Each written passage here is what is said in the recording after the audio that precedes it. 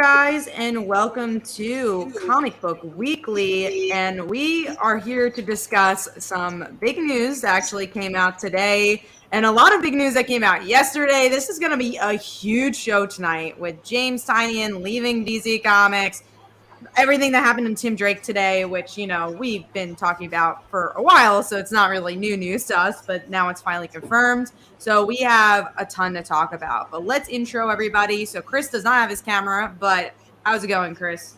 Going good. How's everybody tonight? Hello. Hopefully everybody's doing good. And how's it going, Brant? Hey, what's up, everybody? All right, so we are going to jump into all the news. We're going to save the two big news pieces for the end of the news segment, so we're going to get through all the other news pieces. I do see a comment already saying, is Hickman leaving X-Men? We will not be talking about that because that has not been confirmed. That's been kind of rumorville that he's going to join the stuff that James Tynion's joining, but we're only going to be talking about things that are confirmed today. But let's get into some media news first. I mean, after all the big news, Stranger Things has a teaser. That was one thing that happened. Yeah, and it's a fine teaser. It's a little disappointing that it says 2022 instead of 2021. So we got to wait a little bit longer for it. But, it's a teaser. It looked like big things are happening. I love the show, so I'm excited for it to return. We also have someone asked, which we are going to talk about. Did anyone see the Why the Last Man trailer? And also David Berg says, that is the media news. Don't deny the truth. I'm waiting until somebody says, or Jonathan Hickman himself, or somebody says this is happening before. Look, it's probably true, but let's not say anything until a lot of times when it comes to websites and news sites, especially if you hear enough of a rumor and it sounds like it's factual, they'll throw it out before it actually happens. But I do believe Hickman might be leaving, but I don't know. It's not, if he doesn't say it, like Kat said, I don't believe it. There's such a huge conversation there. What's going to be such a fun thing about tonight's show is I literally don't know what I want to talk about first, Tim Drake or James Tynion, because they're both equally as big. We will probably talk the whole show about both. My Amazon show mentioned about Tynion's books on Amazon today. It's crazy. It is. What were you going to say, Brad? No, I was just agreeing. Yeah. Go ahead. And we'll definitely discuss about it too. So I think we will probably talk about the Tynion thing first, and then we'll go into the Tim thing. I think that's what we're going to end up doing, just because the Tim thing is our main topic of the show, and it came out today. But yeah, Why the Last Man? I'm a huge Brian K. Vaughan fan. And, Why the Last Man, it really made indie comics. It put a stamp on indie comics just like Walking Dead did. I remember walking into the comic book store and that was the big thing. It's like, oh, you got to get Why the Last Man. So yeah, I like the trailer. I'm not like a hardcore Why the Last Man fan, even though I love Brian K. Vaughan. And I'm really excited for a modern twist on the book. Because again, it came out 15 years ago. Yeah. So I'm curious to see what 2022 has to say about this book compared to when it originally came out. Yeah, I mean, it's really exciting because it actually comes out next month, which is crazy. I didn't even know, that it was going to be quite that soon. And I've never read the book. It's one of those that people always recommend, you got to read it. And I just never got around to that one. So I'm doubly excited about it because I am also a Vaughn fan. And this will kind of be my introduction to Why the Last Man. So I want to thank New Type JB Lee, who gave us $5. Thank you very much. And we're going to read their comments. Speaking of Ms. Marvel delayed, maybe it might be a good thing because of the mistakes of the previous Ahmed run. That run did such damage to Kamala. That is actually a news piece we're going to discuss. So I actually didn't clean off this document. I got to clean off this document as we talk. But that was one thing we were going to discuss. I think the reason they're delaying is because the show is being a little delayed. Because I think Hawkeye is coming out a little later than they wanted to. So they are trying to match it with the TV show, which definitely makes sense. I'm upset just because I'm going to actually put these two together. Runaways has been officially canceled. And I feel like there's a big conversation to be said that Marvel doesn't really have a lot of YA comics anymore. You used to have Spider-Man, you had Miss Marvel. They're getting rid of them all. And I think that's such a bad look on Marvel, and because those books maybe didn't do well in floppies, but they did very well with trade and graphic novels. That was proven with Unstoppable Wasp, and I think Marvel's just releasing these wrong. They should stop with the single issues and just release them as graphic novels at this point. I would very much be willing with that. Even with Miss Marvel, I would be willing for a graphic novel if it ends up selling better. So I think that's my big opinion on that. And the Miss Marvel, again, Miss Marvel is only 5 issues too, and I think that's such a shame. These are important characters for people to get into comics, which people are reading those comics, just not in the way traditionally people read comics. Again, Wednesday Warriors, these kids are not going on Wednesday, but that doesn't mean they're not finding it on Barnes and Nobles and Amazon. Yeah, I mean, with books like that, even though we're not huge on the digital first books, that might even be a way to go. Do the digital first and do the, like they did with Jessica Jones, like combining 2 issues into one and doing just like those oversized thing and then collecting it in a bigger collection later. Anything better than, delays and cancellations and that kind of thing. So, Tavia asks, so do you want comics to only be graphic novels? No, I'm just saying particular comics should only be graphic novels, things that sell better in trade.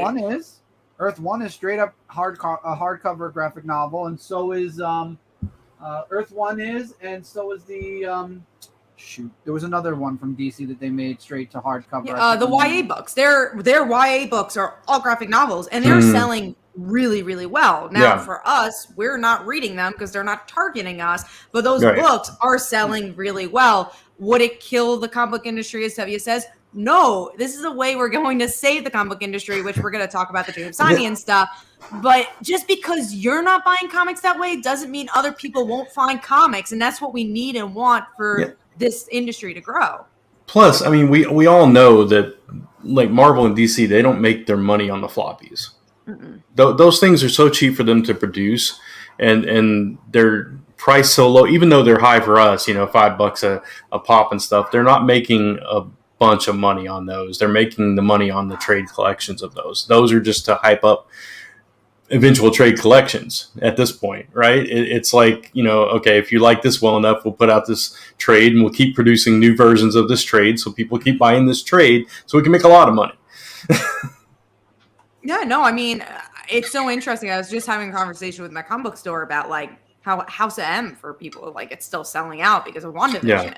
And like you can't even keep these in stock. And we see that with a lot of graphic novels and trades. And we just need a better way to sell comics. Again, I'm not saying we shouldn't have single issues. I just think that we need a lot of different ways to sell comics, and we need to grow with the industry. That's it right there. Ourselves, not think about ourselves all the time. That's it right there. Growing with the industry. It's like we're traditionalists, and we love those floppy singles because that's how we got into comics, right? We would go every week and get those new issues at your comic shop or wherever you got your comics, and it got you excited about that. It's like watching a serialized show every week. You're there, destination television kind of thing. But as that medium has evolved, and a lot of things are dropping, like either a whole season at a time or chapters or whatever, and we've learned to consume that media differently, and sometimes we appreciate that even more than waiting a week for it to air on television, and if you miss it, you miss it. I think, like Kat said, we have to evolve with the comic industry as well in the same way. For sure. And I guess going back to like the Runaways thing, like that's a huge deal that got canceled, but again, I'm really hoping that means that Marvel is just trying to rework something, because it really did do well in a different market. And I mean, that's why we got to how many issues we did. And hopefully we do get to see those characters again, because they are important characters for sure. Did anyone read the Me You Love in the Dark? I know that Mike did, because he had it in his top 5 panels, which we just posted in the comments. And then Brant also did, so maybe we'll talk about it as well later on when we talk about the comics. So let's get into our last big media news, which is Fan Expo acquires Wizard World. Man, there's so many game changers this week. Right? That's crazy. I saw that. I was like, are you kidding me? And then it was like, at first I was just assuming before I read the article that it was, okay, they're kind of just partnering up or whatever. But the fact that Wizard basically is getting out of the convention business, that just blew my mind. It was like, okay, And yeah, Fan Expo is huge. I mean, Fan Expo does a lot of shows in the U.S. and Canada. So it kind of makes sense. They do a Dallas show actually here. So it makes sense that they would pick up those shows, and they're only picking up like the bigger ones, right? Like Philly and Chicago, New Orleans. But yeah, that's so crazy. Like you said, game changing.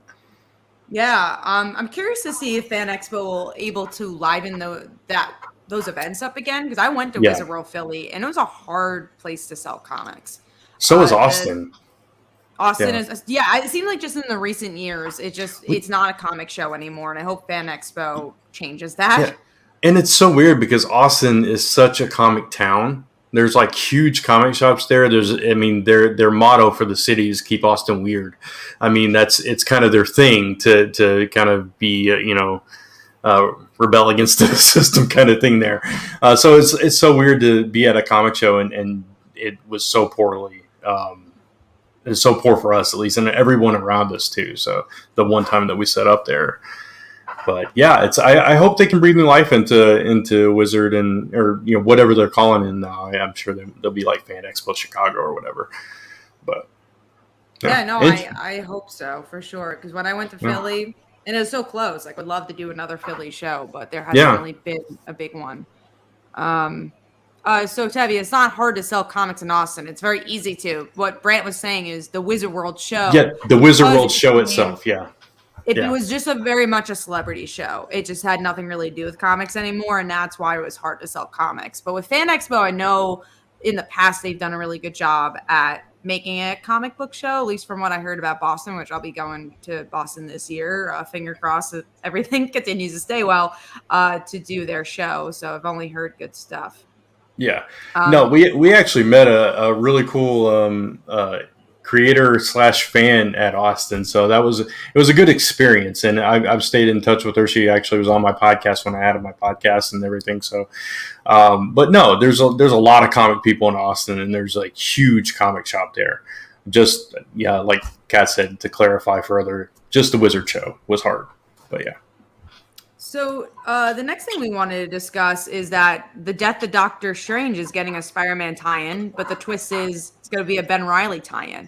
So all these characters there just dying are getting these tie-ins. So I'll definitely check it out for sure. I will, because Ben Reilly, and how many times has Ben cheated death now? Well, exactly. I mean, how many times has any comic character? But yeah, Ben, it's been a lot. I mean, it's been a lot. It's true. It is true. I love Ben Reilly, so I'll probably check it out too. So the next thing, this is sad news for Brant. Black Cat is ending officially. Oh man, I'm bummed about this. I know Mike is too. We were just talking about in our chat how much we liked the last issue of that came out last week. Such a good series. I mean, that creative team has done things with Black Cat that nobody else has been able to do. I mean, she's, aside from in Spider-Man itself, I've never seen Black Cat this good. And it's been such a compelling story. And it's just a story about a thief, basically. But the way Jed MacKay has written her has been so entertaining for me. So I'm really sad to see this one go. When does it end? I believe around like December. Yeah, I think so. Makes sense. End of the year. Yeah, and again, the solicits haven't come out for that yet, so that's why I believe it's going to be December. They've been announcing a couple of December stuff recently. So next up, speaking of December, I think this comes out December. Iron Man and Captain America are going to get a team-up title, and that's a big thing because Civil War, I mean, it happened years and years ago, but they're going to be teaming up in a title. I don't know the creative team. They announced it, but I'm not familiar with those names. But I think I'd give it a shot. The issue is that I think Iron Man as a title has definitely gone down my list since it first came out, which I loved the title. And then quickly, I just feel very lukewarm. And I'm not a big Captain America fan, so I don't really know what this is going to bring. I'm getting it just because, like you said, Civil War, they were at odds. And I like the back and forth that Cap and Iron Man have. If written correctly, this could be a really fun team-up book. Maybe as good as Spider-Man Deadpool. Maybe. We got to see about that one. Who's writing it? I'll give you the name. It is Derek Landy with Angel Anutsta, who's doing the art. I don't know who Derek Yeah. Landy is. I Let don't me either. see. He is a screenwriter. Let's see. Who hasn't I don't know if there's been a name worthy things. Yeah, he's worked, I think, on Buffy the Vampire Slayer. No, he's a fan of it. I don't know. Maybe he's a relatively. He Yeah, worked that's on it. No, he's a fan of it. No, it's one of the other. Yeah, it is literally on his Wikipedia. It says Landy is a fan of Whedon's work, notably Buffy the Vampire Slayer. Wow. And then also on his Wikipedia it says he's also a fan of Gilmore Girls. That's lovely. So we just know he's a fan of a lot of things. We don't know what he's written. He's a fan of things I like, at least. So Yeah, that's funny. You'll write All right. a Cap, Iron Man, and Gilmore Girl style. There you go. Hey, I would be there for that. I'll read that. Issue. A couple of people were asking if we said that Wizard was done doing cons. Yes, they've sold it to Fan Expo. Thank God. Yeah. But they're doing statues or something, so they're not out of business, but they're not doing conventions anymore. They're still I think, selling statues. I think that's what they're up to. So that's what Wizard is now. They used to be a magazine, then they became a comic convention, and now they're selling statues. They definitely have a lot of trades. They have a lot of tools in their belt. They're trying to stay alive as hard as possible. Yeah, they gotta make money somehow. So now we're going into the more nitty-gritty things about the industry. So first up is that Daredevil artist Mike Hawthorne is leaving Marvel, which I really liked his art. Yeah. So that was sad. Now I think that goes into the bigger story of what we're going to talk about. Maybe we'll just put this all together. We have I Hate Fairyland going to Substack, which we're going to talk about what that is. Substack. The newsletter. We have Tynion, who is leaving DC Comics. And then we also have Saladin Ahmad, who did the Miss Marvel run and is working on Miles Morales, who's making his own imprint. He is not leaving mainstream comics, though. He is still going to work for Marvel, but he's also doing this imprint.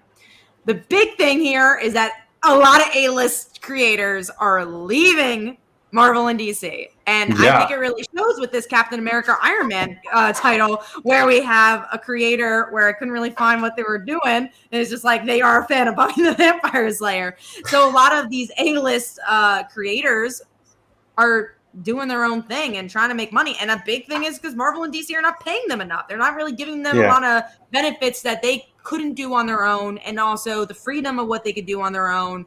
And we're really seeing that shake up now. And Marvel and DC shot themselves in the foot. And I am scared. This was going to be our topic before the Tim Drake stuff happened today. So, it's crazy. And it's just bing, bing, bing. It's one after the other. We're seeing these announcements. There's even more. There's even more. Scott Snyder said, there's going to be a lot more in the next couple of months where more creators are going to join this newsletter. Yeah, and I'm not... Yeah, it's crazy. I mean, on the one hand, it gives more unknowns or more new people in the industry a chance maybe to get into Marvel and DC. Hopefully, but then fingers crossed. What? Make $10. They're not going to want to stay. Well, yeah. I mean, hopefully they'll reevaluate that whole the whole pay system because of this. One can only hope. But yeah, it's just crazy, and I think a lot of these creators are seeing. That there are other opportunities outside of Marvel and DC to make a decent living at doing this after they've built up their names to where they have that bigger following. Thank you, New Type JB Lee. Oh, thank you so much. Just gave us a $10. Let's read your comment here. If Miss M does get an ongoing again, do you want to bring G. Willow Wilson back again? Maybe she could fix some unpopular choices of the previous run, like memory wipe and certain LGBT characters taking a turn. Yes, I would love G. Willow Wilson to return. I don't see it happening, sadly. I think she made a great run, and it ended the way she wanted to end it. I haven't really seen her do superhero comics as much as she used to either. So I don't see it happening, but I do hope the next creator does a good job with Miss Marvel. Because go ahead. Sorry. I was just saying she needs help. Yeah, she did that short Wonder Woman run. That's the only thing I can remember recently. And Dreamer, one of the Sandman books. Oh, okay. Yeah, I don't read those, so I didn't know about that one. But yeah, I would love to have her back on Miss Marvel as well, even though I didn't love every arc that she wrote, even. But I definitely agree that it hasn't been as strong since she left. But if not her, I'd love to see somebody that could really get the voice of Miss Marvel to breathe new life into that title for sure. Yeah, for sure. We'll see what ends up happening with Miss Marvel when that new title does come out. Let's see. Yeah, I guess going back to our main thing here, the James Tynion thing. Let's just jump into it. Just say what's going on. What's so interesting and weird about this is, and also nerve-wracking, is that James Tynion had like a 5-year plan for Batman. And he really just started his run. And you could tell, like, there's stuff that he's done well here, but nothing's like completely fully fleshed out. And now he's leaving in a couple of months. And it's just like, what's going to happen to Batman? Who's going to take over this book? Right. And it's just like, where's DC Comics at? Because that was really the only thing that was like going for them was Batman. That's actually a very good question. Where is DC Comics at? Because other than Superman, or I'm sorry, Son of Kal-El, and I only have one issue, a handful of other books. Where is DC Comics going right now?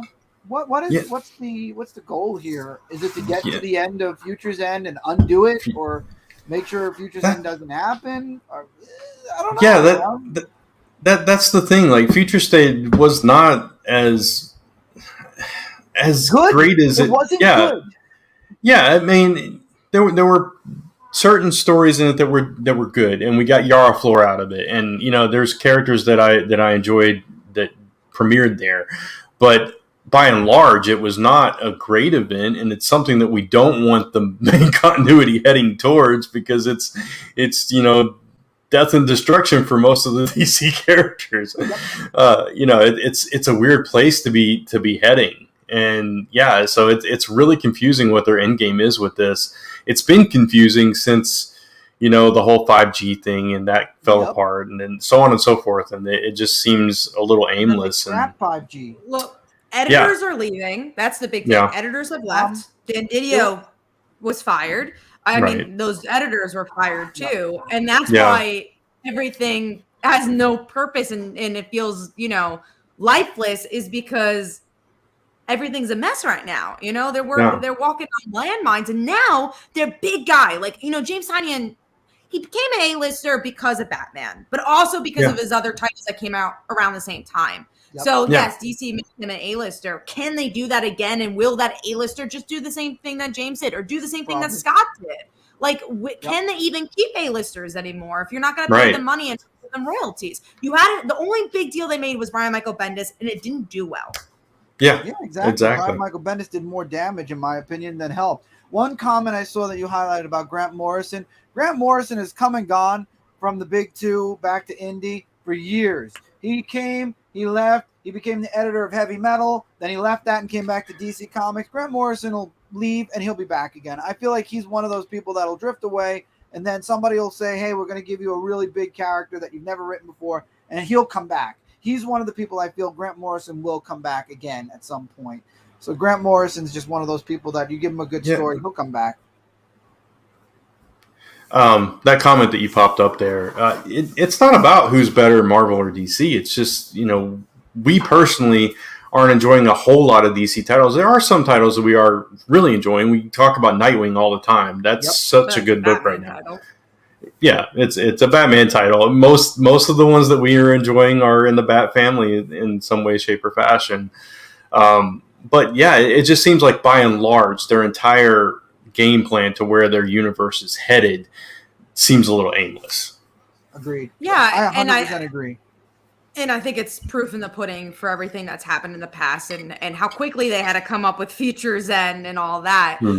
Future State, whatever it's called. I don't even remember it anymore. I think it's Future State, But let's be fair here. Now, Marvel's not doing much better either, though. What's Marvel doing right now that really... I mean, Spider-Man's doing okay, but we're returning to the weekly run, which nobody likes. And I mean, they're canceling the books that we all like. So. Runaways is being canceled. Black Cat, books are being canceled. Yeah. X-Men has been. We'll talk. And if Hickman's leaving, like, come on, like, all right, the bigger question is not even, the bigger statement is not that DC is doing bad or Marvel's doing bad. It's where's superhero comics? Where is work for hire comics now? Because the comic book industry is growing in a new place where it's really about creator-owned books, which is what these TV shows are being made of as well. A lot of these TV writers and screenwriters are going to comics to create an IP, to create an intellectual property so they can make a TV show and movie out of it. Yeah. I'm seeing, honestly, I think Tevye asks, is this the 90s of comics? Yes, but not in the way you think. I think it's a new revolution. No, but I think it's a new revolution why Image Comics became so big. I think we're at that point. I don't even think forget the how Marvel and DC almost died. Think about like how Image Comics saved the comic book industry. I think that's where we're at. It's an indie exodus is basically what it is. Marvel and DC both are in the Titanic this time instead of just one company. They're both going down this time instead of one, because usually there's like a balance. DC's a little lower, Marvel's a little higher. And then it flips around, DC will do some type of event or something, and it'll bring DC back up, and Marvel goes down. The difference between then and now, though, with Marvel and DC is then they didn't have the huge multimedia properties that they have now.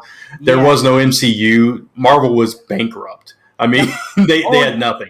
And DC Disney just owns Marvel, and Warner Bros. AT&T now Discovery owns DC. They're not gonna go bankrupt, but are superhero comics going to sell as well as they used to? Are we gonna see #1 spots to, the House on the Lake? Like, or is that gonna be the new Superman and Batman? That's the question. Yeah, it's crazy. I mean, with all these characters that we know and love, it just seems like their future is questionable for the first time in a very long time. So it's and I don't want to be doomsaying like all superhero comics are just going to stop publication. That's wrong. It's not going to happen. But it's just I don't know. As a fan, it's a weird time to be in, and with so many other options. We talk about all the time. We have our chopping block segment. We talk about all the time books that we're cutting so we can make room for these other titles from other companies that we are really super enjoying. And you're going to see more and more of that, I think, especially with big name creators that you enjoy reading those titles, creating new stuff that might be more appealing to some of us. And one of the bigger comments, and I want to really highlight Gore's comment here, is that The Guardian has a piece yesterday that talked about like Ed Brubaker and people like this not being compensated for the billions of dollars Marvel is making off of their stories. And that's the bigger thing here, is if Marvel and DC needs to stop cutting corners and give creators what they deserve. Creators don't have health insurance. That's where we're at right now. Why don't you actually give the rightful paycheck and give the rightful benefits that these creators deserve? That way they can give the work that you want. And that's why these creators want to make more money for their own and can make more money on their own. James Tynion made so much money for DC Comics. Why wouldn't he do it for himself? That he saw that with Something's Killing the Children. He saw that with The Nice House on the Lake. He saw that with Department of Truth. Why wouldn't he continue to do that?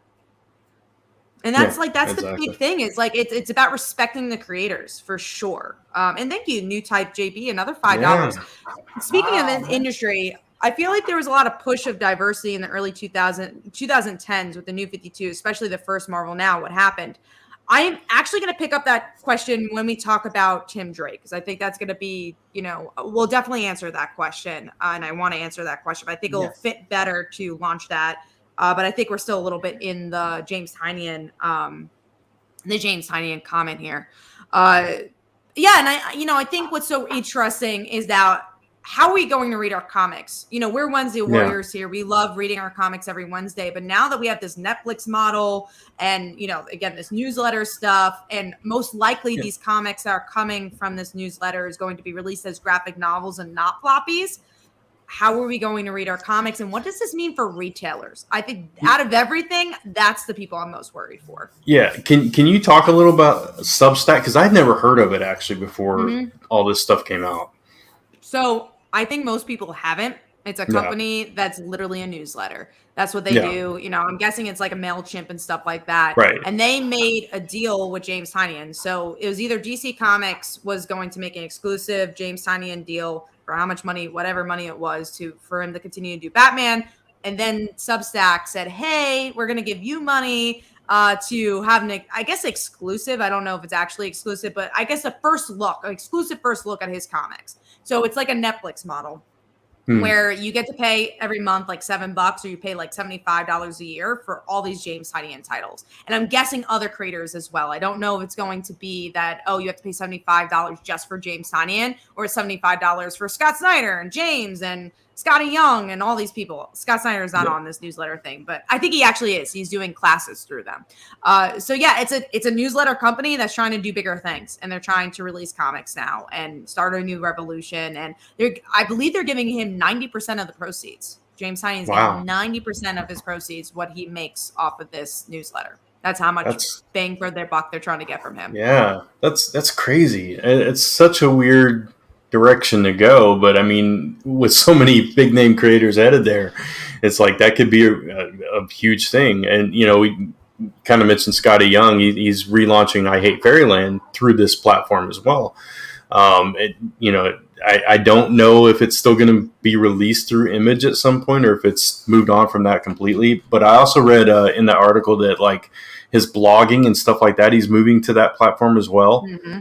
Yeah, it's so interesting. I want to look more into this, into Substack and see what it's all about.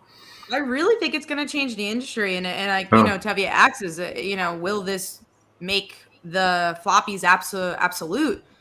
I don't know. I think that's the big question. And I don't think it will for superhero comics. I think they're going to continue doing it. I do think they need to be smarter about which titles they do it for. But when it comes to the indies, I think they're going to continue to do floppies, but I think you're going to see a lot of creators trying new things. Like, we got to see Scott Snyder is doing comiXology, because it goes back to the root of what I've been saying. There's not enough people reading comic books. I was literally having a conversation. I was at dinner with my friends yesterday, and it was me and Phil who write comics, and I was with his sisters and Phil's fiance.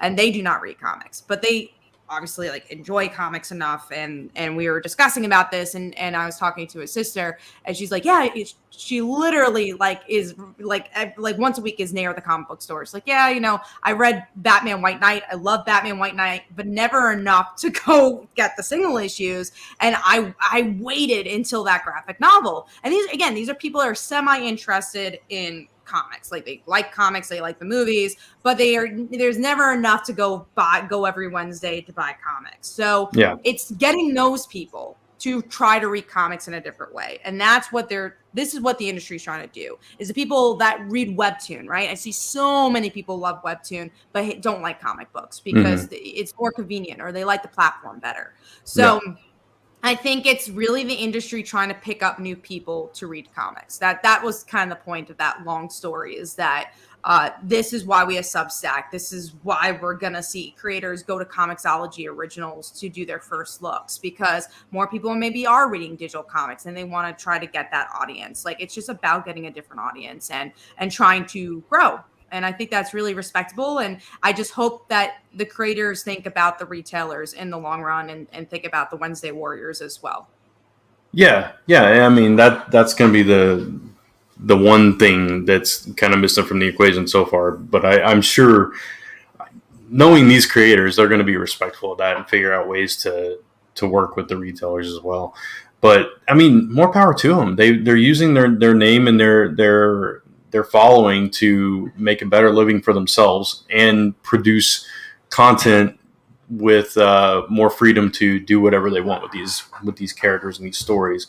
As a creator myself, I totally respect that, and that's all I can really say is good for them. But I just, like we keep saying, it's like how are Marvel and DC going to respond to this ultimately? How many creators are we going to see follow this, same suit or turn to other platforms like, crowdfunding and different things like that. So it's an interesting time right now in the comic industry. So interesting. I think these conversations are just going to continue. We literally just saw it with Scott Snyder. We're seeing it with James. And again, my biggest hope is that comics become bigger. And I really do believe in the past year we've seen that. Even if it gets people a little upset, they're very used to their traditions. I I think you gotta let go of it a little bit. I'm not saying that, you know, if Floppy's completely ended, I'd be very upset. You know, I'd be like, how am I gonna get my comics? I don't want that to happen, but I think we just need different things to happen as the Floppies are coming out. Yeah, agreed. So that's the industry stuff. Chris, did you have anything else to add before we go into the big? Basically covered it all. Nah, you covered it all. Okay, so we're gonna answer that question from JB Lee, and then we'll go into the Tim Drake topic. And thank you guys. 40 people are watching. Really appreciate everybody. Awesome. Also, give this a thumbs up. The video, we really appreciate that too. To you know, all the topics we're discussing. So newbie again to new type says, speaking of the industry, I feel like there's a lot of push for diversity in the early 2010s with New 52, especially the first Marvel Now. What happened? I think we are actually getting a lot of great diversity. And that leads us right into Tim Drake. So let's put the spoiler alert up. Spoiler alert is going up. I got that. I got it. Also, gonna give a fair warning here. Don't be homophobic in the comments, guys. Like, really, just if you don't have anything nice to say, don't say it. Really just try to be considerate to everybody's feelings and thoughts. That's all we ask, is to be respectful. So yes, let's get into the topic. Now, as you guys know, we mostly don't talk about comics, DC comics that come out on Tuesday. That's our rule. The reason we did this is we kind of already talked about this topic in the past. Yeah. And B, it was all over the internet. You know, it would have been old news if we talked about it next week. And it was a short story. So it wasn't like we were spoiling a whole comic. We just had to read a short story in Urban Legends. So we thought this was a very, very important topic, that we would read only that story from Urban Legends and then discuss it and discuss this kind of bigger topic as well. So if you guys don't know, in Batman Urban Legends, there's been a Tim Drake story, and we literally did a topic on this a couple of weeks ago. They were like, hey, we think Tim might be bi. You know, like, it seems like there's some vibes that he's bi. Yeah. And, you know, it was all just, maybe this is happening. It could have been queer baiting. We didn't know if it was going to happen. And I will say I knew for a little while this was going to happen, but I had to keep my mouth shut. It was released today that it's confirmed that Tim is bi-curious. He doesn't say the words bisexual, but he's very willing to go on this date with this boy that he likes and realizes, this is why I've been feeling off, and I could like kind of finally open up to something that I wasn't willing to open up to before. And there's so many topics I really want to talk about. All right. I think, Tevia, let's highlight this. Personally, I feel like Tim Drake Robin being bisexual feels forced, but people are happy, more power to them. I don't understand this word force. Again, we've talked about this in previous podcasts. The Iceman thing written by a straight guy was forced because Jean Grey outed him. He didn't even want to be outed. But the Tim Drake story, Tim has been queer coded for years. With this boy, there's been stories with this boy that he liked this boy in previous issues of Tim Drake's Robin. So that doesn't come out of left field. It's literally with this character. He's liked this character in the past. Don't forget the fanfic between him and Connor. Let's not forget the fanfic about him and Connor. And someone says, I don't like retconning. This is also not a retcon. Yeah. What I loved about the story, if you guys don't know, I'm bisexual. So this is coming from a bisexual point of view. What I love about this story is that nothing was retconned. He's still with Stephanie, and they actually made it a point in the story to say, I love Stephanie.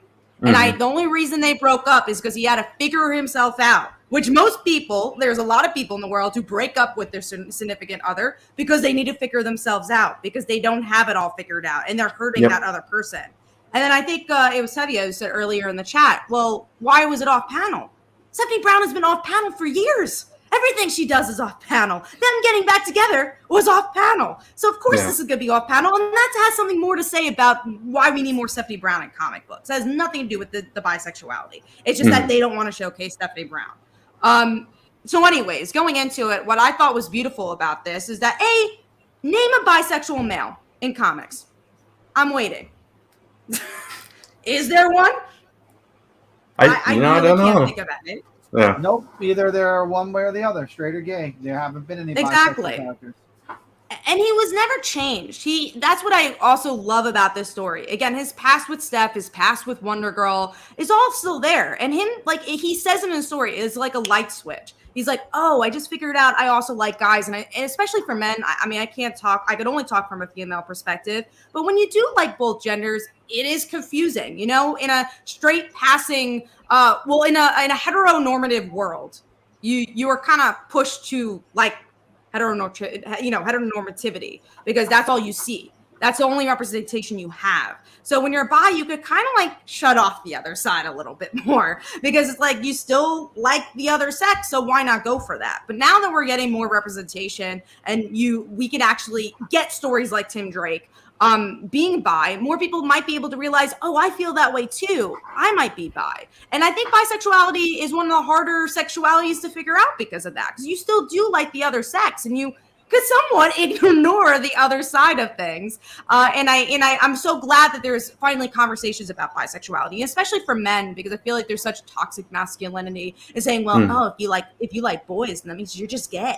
Like there's no other side besides like, oh, well, you're just gay then. You're not bi. Bi doesn't exist. And that's a big thing as well about bisexuality, is that people erase bisexuality completely. It's like, well, you're just straight then. Oh, you're just gay. And I think that's why a story like this is so important.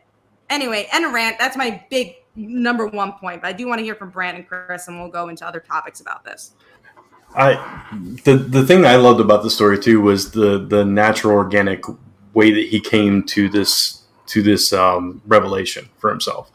Throughout the course of this installment of the story, he's like trying to figure out everything in his head as he's trying to save Bernard, I think is his name, from the people that took him, and he's like working this out. I broke up with Stephanie even though I love her. I can't explain to everybody why. What's off, and then as he rescues him and they have this conversation, it's like a light bulb clicks with him, and it's like, this moment right here, I finally understand it, and then it leads to him accepting to go out on a date. So, like you said, this was not something that was out of nowhere. It was not something that was forced. It was something that he had been trying to figure out for himself for a while, and he's finally coming to that, like I said, revelation. So I thought it was handled beautifully as well.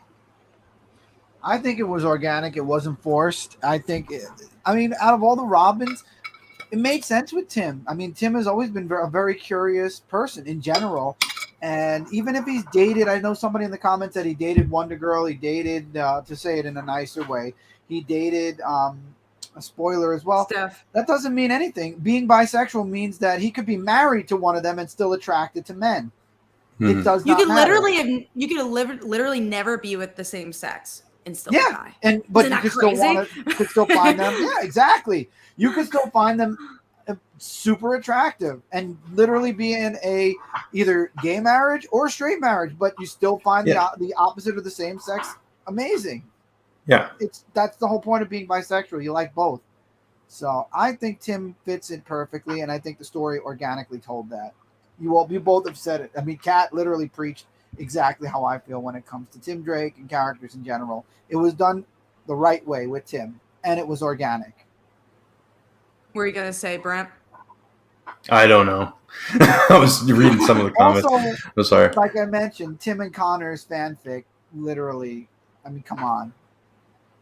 Yeah, no, I agree. I think, again, he's been queer coded for a long time. Another comment I want to bring up, because I saw this earlier in the comments, is that, well, I mean, Tevia says it here. Some people think it's lazy writing, which I don't get why, because again, they're actually representing bisexuals correctly. What? That's lazy? Yeah. Oh my God, that's crazy. How is anything about this story lazy writing? I don't understand that. I don't understand that at all either.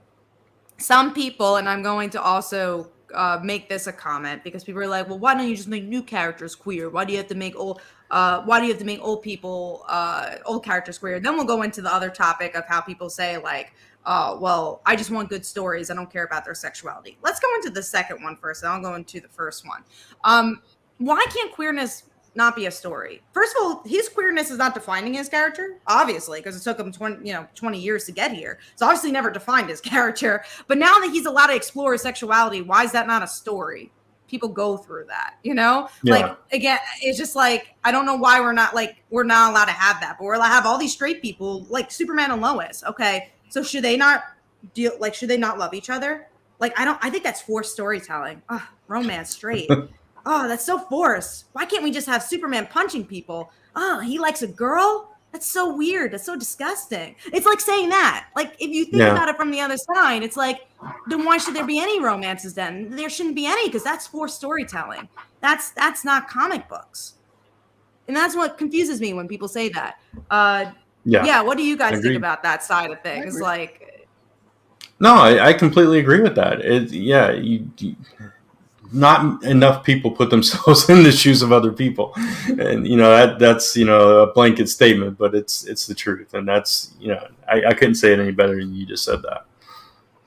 The other comment I wanted to say, because I saw a lot of this in the comments, is like, why not just make a new character? I think we should have a lot of new characters as queer. That'd be great. But look at when a new character is announced as queer, people just get upset. They're like, all he is gay. That's his whole character. Look at, honestly, when Bunker was announced, you're like, he's just a gay character. I don't want another. And it's like, that's how people hide their homophobia. They're just like, but it was a new character. I would love it. It's like, but there were new characters and you hated it. You didn't like it. Because all they were gay. And the thing is, they had to be announced to be gay first, or else they're old characters then. If they're announced 20 issues later, it's like, why did you make my new favorite character gay? It's like, there's never pleasing anybody. I mean, never will. Like somebody. Yeah, like you said, the Iceman situation was so completely different because that was just done to be done. It was they needed a bigger name character to be a flagship for diversity, and it was unfortunate the way it was handled because it could have been so much more organic, and then it wouldn't have bothered me. It was just the way that it was done, and that's why when stories like this happen, I love it because it does feel so natural, and it doesn't feel like you're I don't know how to say what I'm trying to say, but it just I love the organic nature of stories like this, and I don't think we should be afraid to tell those stories. I agree 100%. Yeah, for sure. And I just feel like it's so interesting because people say like homophobia doesn't exist in the world. They're just like, well, like, why do we need these stories? Like sexual, like, I don't care if you're gay. But then, these are the same people saying, why do you make Tim gay? This is a mistake. This is horrible. It's just like, okay, but then you're showing that homophobia exists, and why we need these stories is to showcase people that, first of all, who are queer, who want representation, but then on the other side, for straight people to understand the queer side of things. Like, I think these stories are important, and stories like Tim, like if I had Tim growing up, that would have been so great, could have maybe figured out about my sexuality a lot sooner. And I think for a lot of people that would have helped. For bisexuality especially, and I keep talking about this, it's harder to figure out because it's just like you already like the opposite sex. You don't really have to think about the other side of things. Right. But like Tim did here, he allowed himself to think about it. And he was like, oh, right, I could actually like a guy and maybe give this a chance. And maybe that's why I felt uncomfortable in my life and why I never felt like I fully knew myself. And he's allowed to explore that. And that doesn't erase any past stories or any past relationships he's had. Yeah. I did see a comment from Paul Baker, which I do want to highlight. If I had to make one complaint, I do think it's unfortunate they didn't think his relationship with Steph was important enough to at least explain or show that they broke up. I agree. I think that's my only complaint as well. And I think, again, that goes more to Stephanie Brown's representation and her why they're not willing to showcase her. Another thing I want to say about this whole story, it goes to DC as well. Yes, they did something big, but they kind of hid this story. He was in an anthology in the middle of a book. This writer didn't have enough time to tell this story because they didn't give them enough room to tell this story. Yeah, and even in this particular issue, it was buried like dead in the middle. Like the last few installments have been like the second story, right? This one they kind of buried behind a Wonder Woman story of all things. So I agree with that, and I agree with the Stephanie thing too. It's like since the New 52 started, Stephanie Brown has been a forgotten character, and they mishandled her completely. And that's the one disappointing thing about this as well. I agree. I love what Serenity said. People don't want to see the other side, Kat. It's just the coming out thing. Straight people don't come out. They just are. Everyone knew I was gay since age 5. Being LGBTQ is like being human. And I think that's such a big part, is that I wish in the world that I didn't have to come out. I wish in the world I didn't have to say I was bi on this it's just chat. normal. And it's have just to care average about it. every day. Oh, okay. Exactly. It should be just normal at this point. Yeah, and I think that's why these stories are important, because sadly, we all do still have to come out, and sadly, it isn't normal. And I hope we could get to a place where everyone could see that you don't have to come out, and not when you first see a person, not just think they're straight. I've very much in my life have gotten that, and I know a lot of my queer friends have gotten that. It's like, why is the default straight? And that's why these stories are important. Yeah. So, and also Noodle Meat made a good comment. Didn't hear anybody complain when Black Cat was revealed to be bi, now Tim, because Tim's too big of a character. Supposedly, he's too important for people. Not that Black Cat's not a big character or important, but it's just he's too big. We can't do that to him. It's also Tim's a guy, and for some reason, it's viewed differently. It shouldn't be, but it is. Yeah. It's the male gaze. It's so interesting. I've heard queer people say this before. It's like when a girl comes out as like gay or like bisexual, it's like, bi mostly. If a girl comes out as bi, it's like, they're just doing it so men could watch them and be like, try to get men's attention. Like that's why a girl comes out as bi. And then for a guy, they come out as bi and it's like, he's just gay. Guess what? All those things have to do with men. It's all about men. It has nothing to do with anybody else. It just has to do with like straight men. It's true, and I say that as a straight man. So it's unfortunate. Yeah. So thank you guys. I really appreciate these comments, and I haven't really seen that many homophobic comments, so I really appreciate that. Even if you guys have different thoughts on this, I appreciate you guys hearing us out, and that's really important to me and the cast. And giving us this platform to talk about it and hear us out. Was there anything else that you guys wanted to talk about with that? No, I think we covered the topic pretty strong. I mean, we're still getting comments on it, but I don't know if there's anything you want to highlight. Yeah, not some of them. No. I know, Cat finally read it. There we go. Okay. Yeah, that's what I was waiting for. Yeah, it's fine. But yeah, Chris, you do have some stuff to announce before we get into comic books. So go for it. So I didn't read my books this week, everyone. So I actually will be excusing myself after this announcement. So a lot of big things have been going on in my personal life. My close friends, Kat and Brant being two of them, and Mike Spider Slayer, they know, and a lot of my other close friends know. And I'm keeping this a lot under wraps. But a lot of important things have been happening in my life. And unfortunately, it is busying up my life. And at the same time, there's a lot of new things that I have to figure out with myself and with my life. So with that being said, I am going to be taking my leave from Comic Book Weekly for the next couple of seasons while I come into this new life that I have, because it's basically like a brand new, fresh chapter of my life. And while I just figure myself out, where I fit in this new chapter and where everything else fits in this new chapter, I still will be doing content when I can on my channel. I still will be streaming on Twitch. For those of you that watch me on Twitch who like watching me game, that's one of my recreational things I do from time to time. So I will still be doing Twitch and my channel whenever I have the free time. And once I get this stupid camera to work, I will hopefully do a live show like Dark Avenger Live or something again, so you guys will still see me from time to time.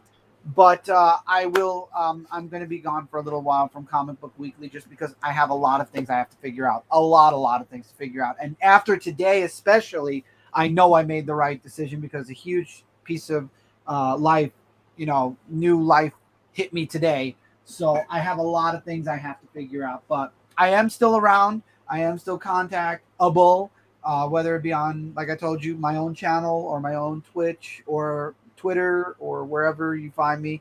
I will be around, and hopefully once everything's figured out and I get everything straightened out, I'll be back. We'll see how long that's going to take, though. It's going to be a while. I can promise all of you that. But I love all of you. I love you guys, Brant and Kat, and I wish Mike was here. Too, Unfortunately, Mike's not, but I love Mike too. And hopefully everybody stays in touch. And I will, like I said, once everything's figured out, I'll hopefully be back. Well, thank you, Chris, and hopefully see you soon. And of course, we'll be chatting with Chris, so don't worry about that. But yeah, thank you, Chris. And we're going to go into the comic stuff. Yep. And also we should announce that Mike will be back next week. So we'll have to see two people next week. Mike will be back, and he'll be back on the show on a continuous basis again. So look forward to that next week. All right, guys, have a wonderful rest of the show and take care. And I'll hopefully see you all soon. All right. Thanks, Chris. Bye, see you later. Chris. Thank you again. All right. Also, I guess I should say, because I mean, why not? After promoting that Tim Drake thing, if you like this conversation, I literally have an anthology all about bisexuality coming out August 30th on Kickstarter. So hopefully you guys could go check that out. It's obviously means a lot to me. And it's if you enjoyed any of this conversation, I think you'll really enjoy the Kickstarter as well. All right. We're going to go into some comics, and we are going to go into the big books. So what is the first big book to talk about? Yeah, so we got some books to talk about, man. And shoot, we were kind of hinted around this one earlier, but we're going to start with X-Men #2. Just get that one out of the way there. Yeah, out of the way, because I'm coming around to your side of things, Kat. I know that we talked to...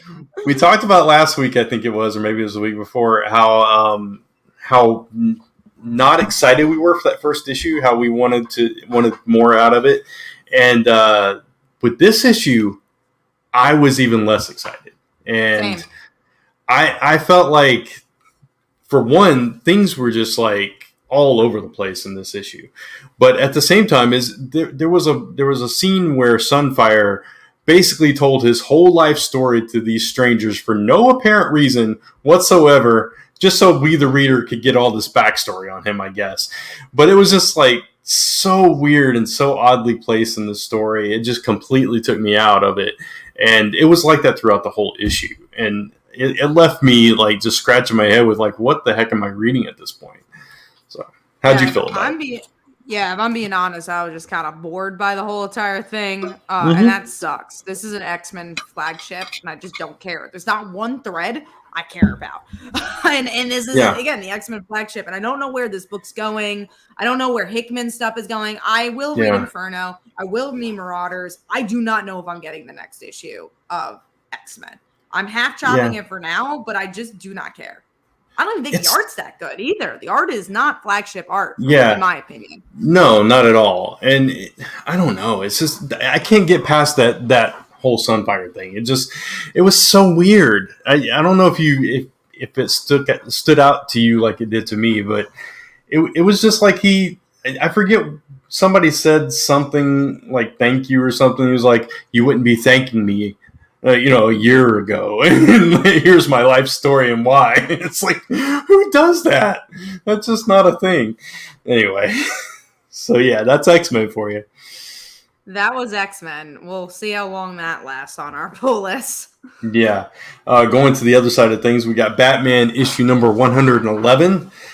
Continuing the Magistrate story and leading into Fear State, which is the very next issue, I believe. So we finally get to the point.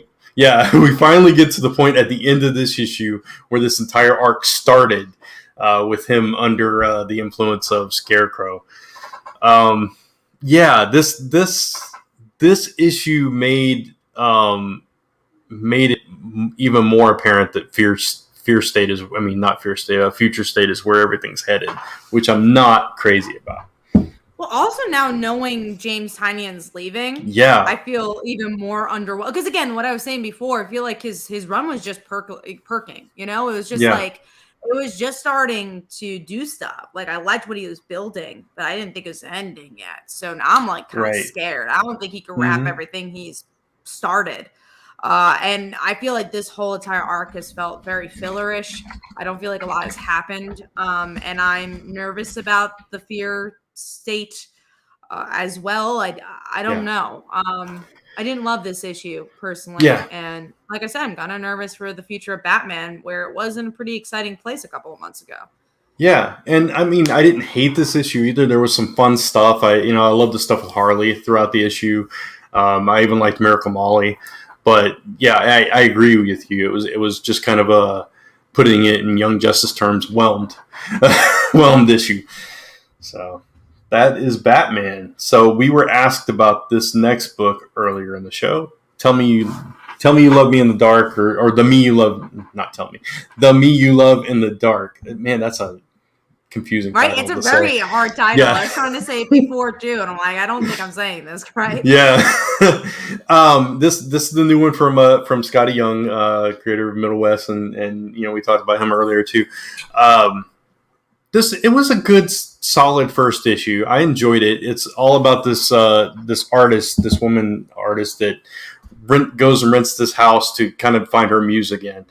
She's been a while since she's done a gallery, and her agent is on her to do another one, to produce some new content. So she rents this house, and apparently this house is haunted, and the ghost starts talking to her by the end of the issue. And so it kind of leaves you on that little cliffhanger. So it was a fine first issue. It didn't blow me away, but it intrigued me enough to want to, see what happens next with it though.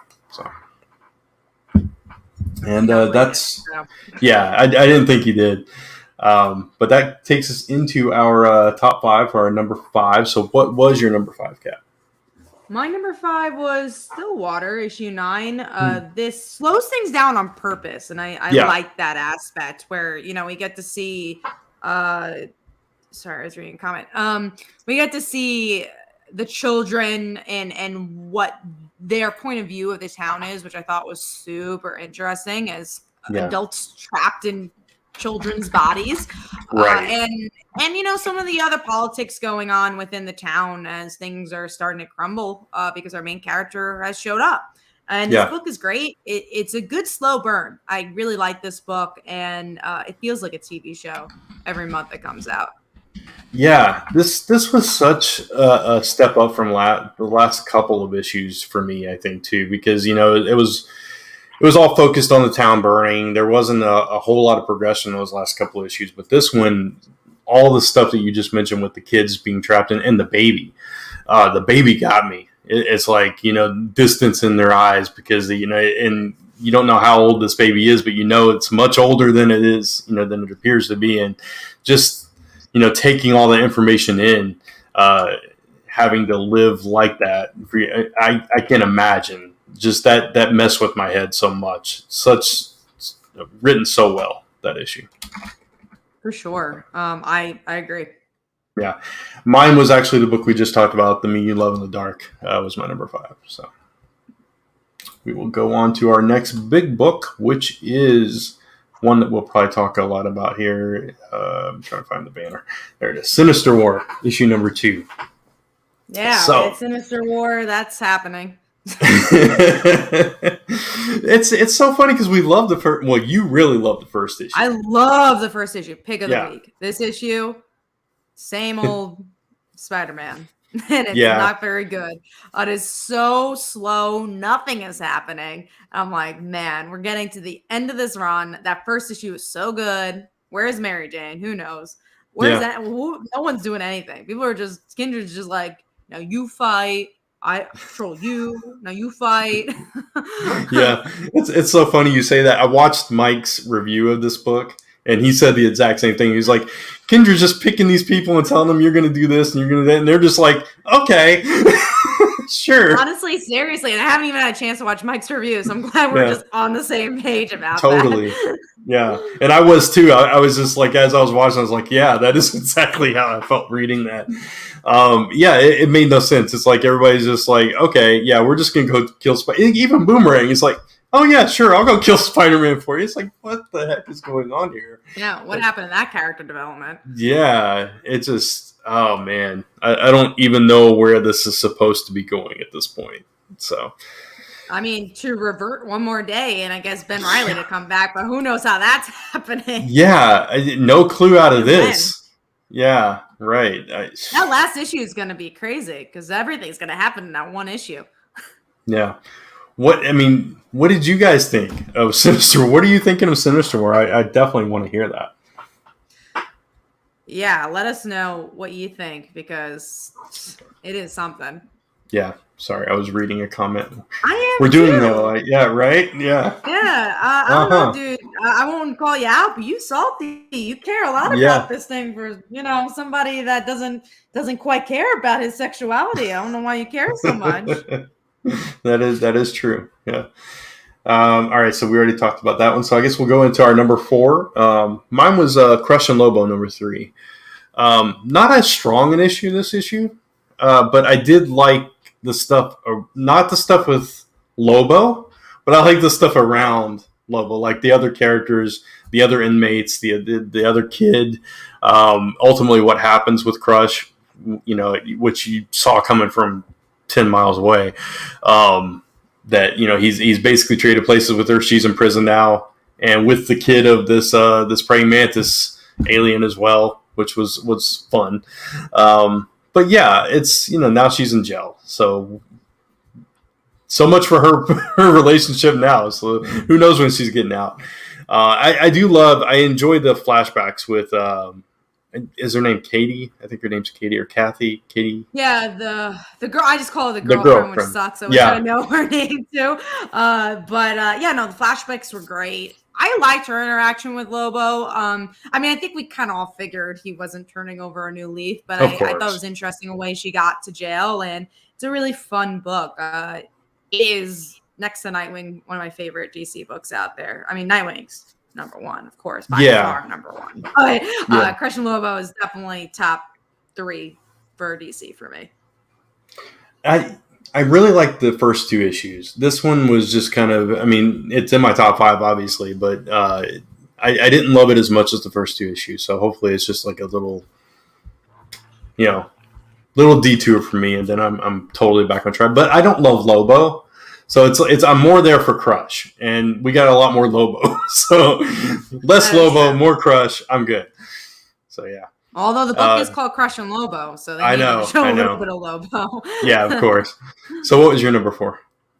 My number 4 was American Vampire, 1976 issue 10. It's the finale of the whole series, and I thought it ended pretty well. There was a good finale of action, mostly of them killing the big bad, but it's also Skinner, who's been from issue 1, who dies and kind of evolves. He was an anti-villain for a while, and he kind of sees this point of view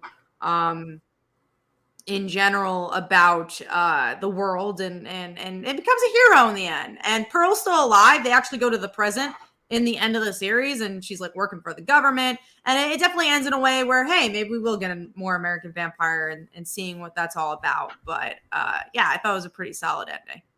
Yeah, well, that's good. I'm glad you enjoyed it. I obviously don't read it, so I can't comment on it, but yeah, I'm sad that it's ending for you though, because I know you really enjoy that series.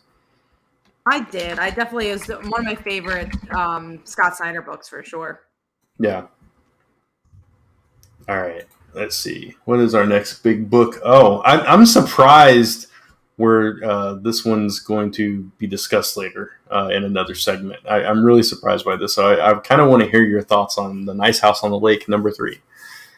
Yeah, The Nice House on the Lake. I just been kind of bored with it. I don't think a lot's happening. Okay. I feel like, it's all about the end of the world, and we go into these character arcs. So every issue focuses on another character. But for the life of me, I can't remember any of the characters. They're all so forgettable. I'm like, who's this guy again? What's going on? It's just like a little bit too much of a big scale. And it's been harder for me to get into because I've really liked issue 1, but issue 2 and 3, I'm like, I don't know who any of these people are. And the story is not, sucked me in as much as that first issue. Yeah. Last issue, I liked a little less. First issue blew me away. It was so good. Last issue, I felt the same way you did. And this issue, I didn't remember who Sam was. That's the character we get highlighted in this issue. But I did recognize a couple. His name. Yeah. At least you remember his name somehow. Yeah. I did recognize a couple of the other characters, but I completely agree with you. It's hard to keep track of who's who, and especially when they were called by those, the artist, the architect, etc. At the beginning. So it's harder to get to know who each one of them were. The thing I did find interesting about this issue, though, was that other building, that other structure that he found, and the one person they referenced that Walter was trying to get to come was actually trapped in there and could see Sam, but Sam couldn't see him. So it just adds another layer to the story. Like, are there other people that he's brought to this place that we don't know about yet? So I did find that interesting. I'm still going to keep up with it, I think, for now. But I totally get where you're coming from, though, with that. All right. Next one is Firepower, issue number 14. Such a good issue. Oh, my goodness. Right? Yeah. Oh, man. Yeah. I love this one. Yeah, this was we talked about last issue how things were back on track, but this was another level, I think. I mean, from his kids, his daughter trying to control her firepower, and the son getting in fights at school, to his wife finding out that his girlfriend's still alive, and that whole thing, to the snakes. I mean, just so much going on in this issue, but it didn't feel like you were overwhelmed with any of it. It felt, totally, the flow of it was perfect for me. And just, yeah, I can't wait to see what happens next now that secret is out too.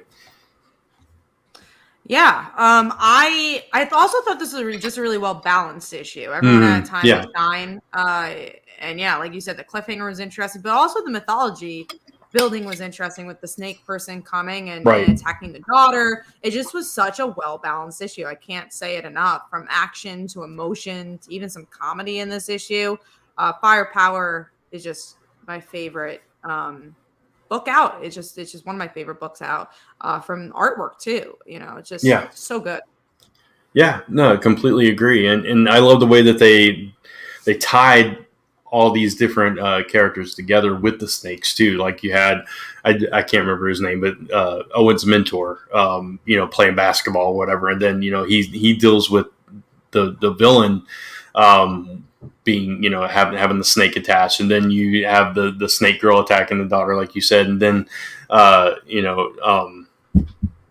what's her name's father has the snake too now. It's like, okay, well, I love the way that was all interconnected. So it kind of led you through the story. All right, so that brings us to our number 3s, and mine's a book we already talked about, which was Stillwater. So what was yours? My number 3 was Crush and Lobo. We already talked about it. Okay, cool. So, all right, cool. We got one we can talk about. 7 Secrets, issue number 11. Man, this is not where I thought this was going when I started this issue. Ending. I will say, on Wednesday, I was gonna make one of the titles, Lisa suggested title, A Secret Romance. Yeah. Because obviously we didn't know James Tynion and all the other stuff was gonna come out. But that ending was very interesting. And this is just a really well-rounded issue. From the moms, gonna get to the nitty-gritty, and to the ending of that layer of Amon's love interest. I mean, from the beginning of that issue, you're like, okay, this guy's a little shady mess, dude. Like, why are you doing all this? Yeah, Kanto, I think is his name. Yeah. Kanto, yeah. And like you find out very quickly why he's doing all these things. It's back on track, this book, for me. Yeah, I mean, he seemed like the right hand, right? The number one, most loyal. And then the way that whole issue plays out, it's like, oh man, talk about your ultimate betrayal there. But then it's like you understood it, because of that cliffhanger, the way it ended, and the secret romance, as you said.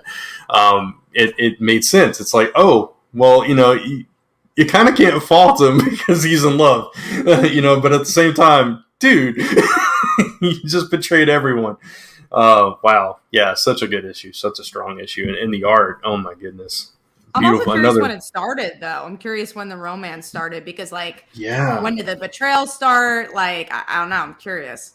Right. Yeah. Yeah. Definitely want to find out more about that. It's just, and again, this is a series where you know how it's going to end from the beginning. You know your main character, supposed main character, because there's a lot of main characters in this book, I think, but is going to die, and it's like that's how you kick off the story. So it's getting to that point and knowing, and seeing it unfold and all these different layers, and it's just it's definitely back on track.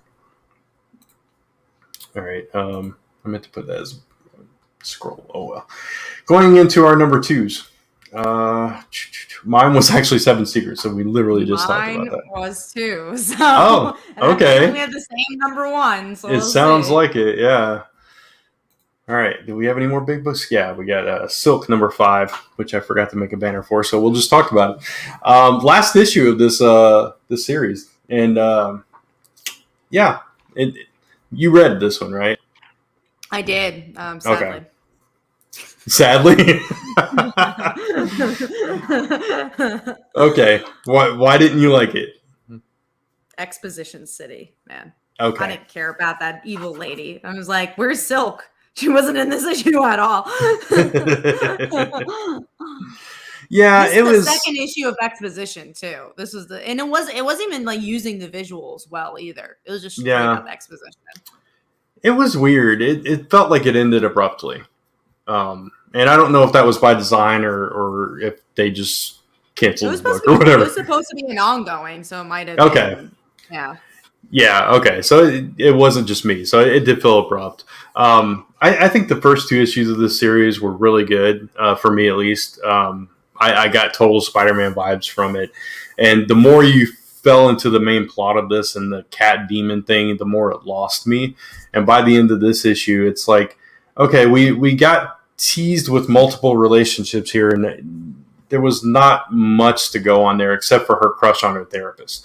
And what's her name? Is she something like that? Her crush on Silk. So it's like, there was so much more they could have done with all of that. Had they been given more time and more issues, and I think I would have liked to see more of that rounded out and developed. And it was just kind of cut off and left with Silk being sad and swinging away into the sunset. But we do have one more issue, right? Or is that the last? No, I think this was the last issue. Oh, maybe I'm wrong. Maybe there is one more. Let me see. What issue is this? 4 or 5? 5. Because I read the letters column in the back, and I think they said that this was the what about that for the finale? Last issue. Yeah, that's even worse. Right? Yeah, that's horrible. That's what was so disappointing about it. No, that's the last issue. So it's like, dang, how are you going to end it like that? So, yeah, that's Silk. But yeah, let's go into our number 1, which I'm assuming is Firepower for you as well for me. Yes. So yeah, absolutely. So we already talked about that as well. Such a good issue. If you guys are not reading Firepower, go read it. We keep telling Chris every week, it's a quick read. You'll get through that fast. I accidentally bought the volume 2 trade twice because I got confused. I thought I was buying 2 and 3, and I ended up buying 2 twice. Just send it to Chris. Maybe he'll give him a chance to read it. But with that, we are going to go into the chopping block. There's a lot on the chopping block this week. Mm-hmm. So let's see. We'll start with the one we kind of already teased, which was A Nice House on the Lake. You giving that a half chop? Half chop depends on what the week looks like. I might completely chop it. And same for X-Men, man. There's nothing I like about that book right now. Yeah, I'm tempted to do the same with X-Men. I don't want to give up X-Men. It's hard with X-Men. But we have in the past. We have given up X-Men, which is why it makes it a little easier. And also, I still have Inferno and I still have Marauders. I still have some X-Men books. Yeah, and actually, I read Hellions the past couple of issues, and it's picked up a little bit. I know Mike loves that book. I don't love it, but it has been interesting lately. So I've kind of been enjoying that one too.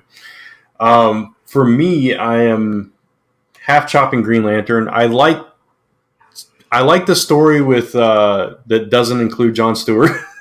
Jon Stewart's story bores the crap out of me. He's strapped on that planet, and then he's finally gotten off the planet with the whole population. But I'm not loving that side of the story. I do enjoy the other side with Teen Lantern and what's going on with her. But yeah, I don't know if it's enough to keep me engaged with it.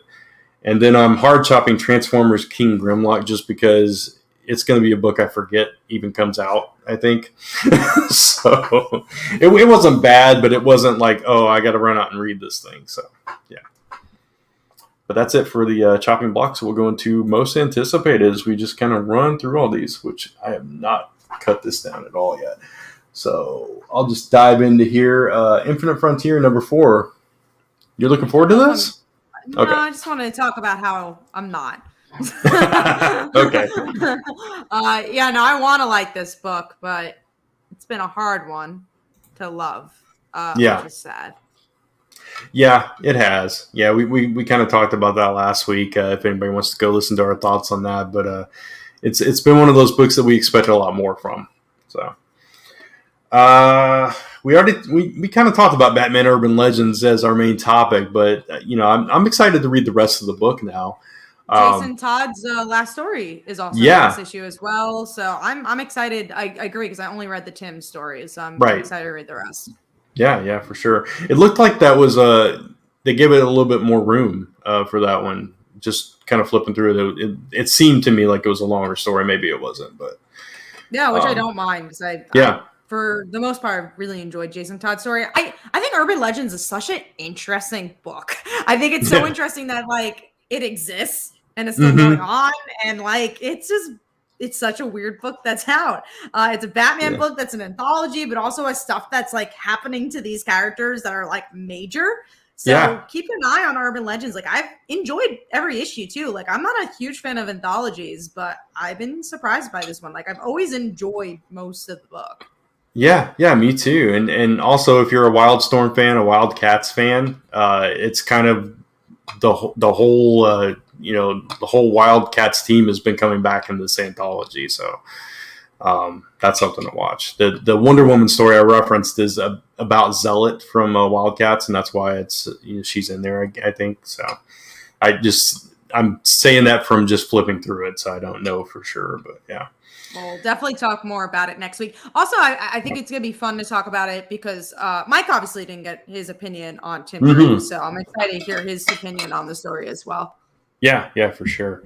Can't wait to have Mike back and talk comics with him. It's been a while. It's been a long while. I'm very excited for sure for next week. Yeah.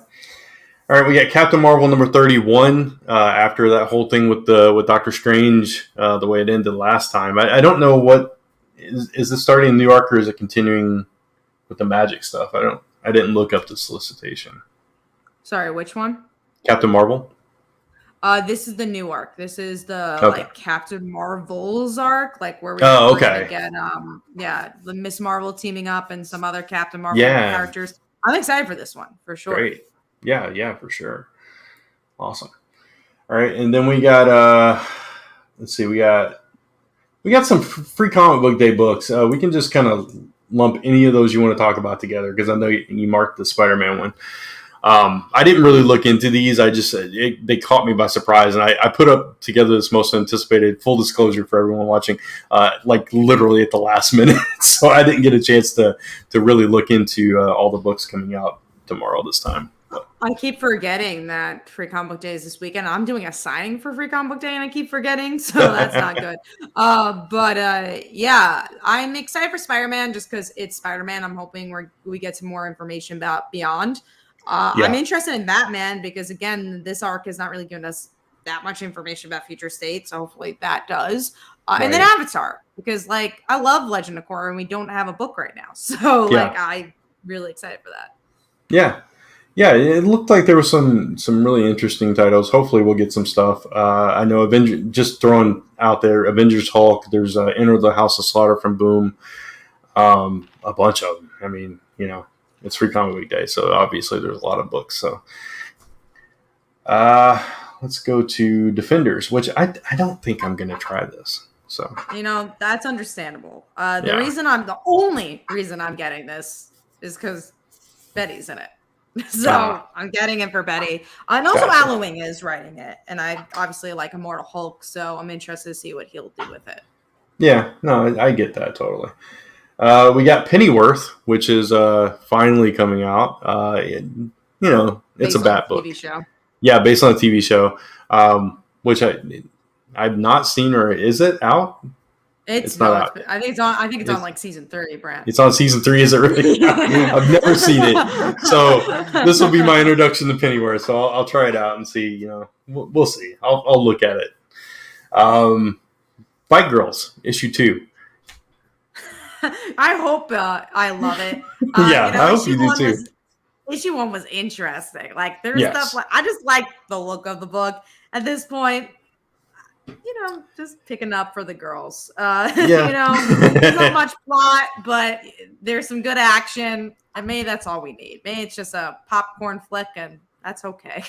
Yeah, it's. I don't think we knew what to expect really, but at the same time, it wasn't what I expected. But I like you said, it was fun, and some unexpected things happened in it. Yeah, so I'm hopefully it gets better though. Let's see, what else is there? We talked about that. Sorry, I've lost my place because I didn't. Oh, Runaways. That's what I was saving for last, I think. So yeah, how many more issues then are we getting? That is the last one. That's the last one. Oh no. Yeah. Oh, that makes my heart hurt. I know. I'm so sad. I hope the letters page gives us some hope. Yeah. It's just like, we're working on a new Runaways book. I really hope so. I'm glad because the week after I'm not here. I'm not going to be on the show. At least I'm happy that we'll be able to talk about it next week. But yeah, no, I'm very upset. But I am excited to see how they'll wrap things up because it's just been such a good run. But it also ended on so many cliffhangers. I don't think I resolve all this. Yeah, it's so weird because last issue ended with Alex going to like possibly reform the J team. So it's like, how are you going to leave it on that? And all the stuff with the rest of them is unresolved. So it's like, I can't wait to read this now. This will be the first book I read. Oh, me too. I'm going to be running out of that comic book store. Maybe I'll just read it in the car. I don't know. Probably not. I'll probably wait until I get home. But I hope, tomorrow is going to be a nice gay day. I think you got Tim Drake, even though we already read it. But you got Carolina and Nico. Yeah. It's going to be really gay tomorrow. Yeah. I missed Fantastic Four life story. Can't miss that with Fantastic Four's birthday and everything. So I'm not loving this series though. Me either, but I like it enough to continue. Like I actually really enjoyed the last issue. I like I like Sue's story. I didn't love the first issue, but I'm interested to see where it goes. Definitely enough to see it through. I love Spider-Man a life story. I wish it was that good, but it's good enough. Yeah. And, lightning in a bottle and all that. But, hopefully it's good. We'll see. All right. So that's it for Most Anticipated. All right. So we are wrapping up the show, guys. Again, thank you so much for, watching the show. We got up to, I think, almost 50 viewers this week. So we appreciate that. And hopefully guys watch Post Live as well. Tons of super chats, too. A lot of super chats. Thank you so much. Sorry.